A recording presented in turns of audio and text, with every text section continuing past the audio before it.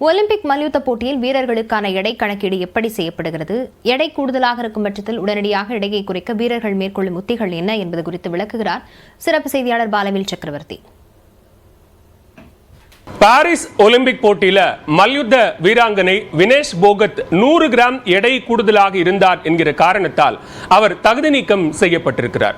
மல்யுத்த வீரர்களுக்கான இந்த எடை நிர்ணயம் என்பது என்னவாக இருக்கிறது அப்படிங்கிற விவரங்களை இப்ப நம்ம பார்க்கலாம். மல்யுத்த வீரர்களை பொறுத்த வரைக்கும் ஒவ்வொரு நாளும் போட்டி நாளன்று காலையில வீரர்களினுடைய எடை என்பது பரிசோதனை செய்யப்படும். இந்த எடை என்பது அனுமதிக்கப்பட்ட அளவை விட கூடுதலாக எடை இருக்கக்கூடாது அப்படிங்கிறது தான் விதிமுறை. ஒருவேளை 50 கிலோ எடைப்பிரிவு அப்படின்னா அதனுடைய எடை குறைவாக இருக்கலாமே தவிர கூடுதலாக ஒரு 50 கிராம் கூட இருக்கக்கூடாது. அதே நேரத்தில் வீரர்கள் அணியக்கூடிய அந்த உடையையும் சேர்த்துத்தான் எடை என்பது கணக்கீடு செய்யப்படுகிறது. அதே நேரத்தில் எடை அதிகமாக இருக்கும் பட்சத்தில் என்ன நடக்கும் அப்படின்னு பார்த்தோம்னா, போட்டியினுடைய முதல் நிரூபிப்பதற்கு வீரர்களுக்கு தரப்படக்கூடிய நேரம் என்பது 30 நிமிடங்கள்.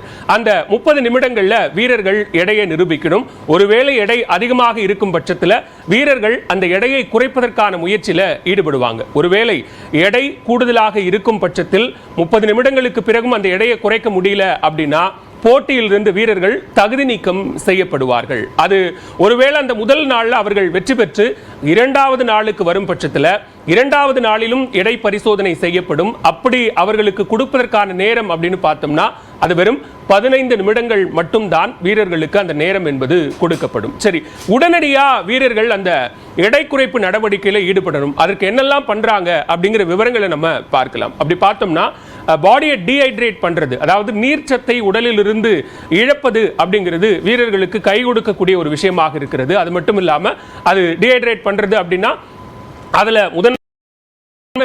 வெளியேற்றுவது, சானா அப்படின்னு சொல்லக்கூடிய ஸ்டீம் பாத் எடுக்கிறது வீரர்களுக்கு மிக முக்கியமான ஒன்றாக இருக்கிறது.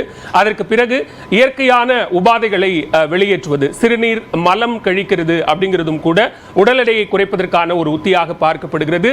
தலைமுடியை வெட்டுவதும் கூட அந்த எடை குறைப்புக்கான ஒரு நடவடிக்கையாக பார்க்கப்படுகிறது. ஈவன் வினேஷ் போகத்தும் கூட தன்னுடைய தலைமுடியை வெட்டி அந்த உடல் எடையை குறைப்பதற்கான நடவடிக்கைகளில் ஈடுபட்டிருக்காங்க. அது மட்டும் இல்லாம ஸ்கிப்பிங் பண்றது, அப்புறம் ஸ்பிரிண்ட் அப்படின்னு சொல்ற வேகமாக ஓடுவது அப்படிங்கிற சில விஷயங்களையும் கூட வீரர்கள் தங்களுடைய அந்த உடல் எடையை உடனடியாக குறைப்பதற்கான நடவடிக்கையாக செய்கிறார்கள். ஆனால் இதையெல்லாம் தாண்டி அவர்களுக்கு அந்த குறிப்பிட்ட எடை பிரிவை விட 50 கிராம் 100 கிராம் கூடுதலாக இருந்தாலும் அவர்கள் நிச்சயம் அந்த போட்டியில் விளையாட முடியாமல் தகுதி நீக்கம் செய்யப்படுவார்கள் அப்படிங்கிறது தான் போட்டியினுடைய விதிமுறையாக இருக்கிறது.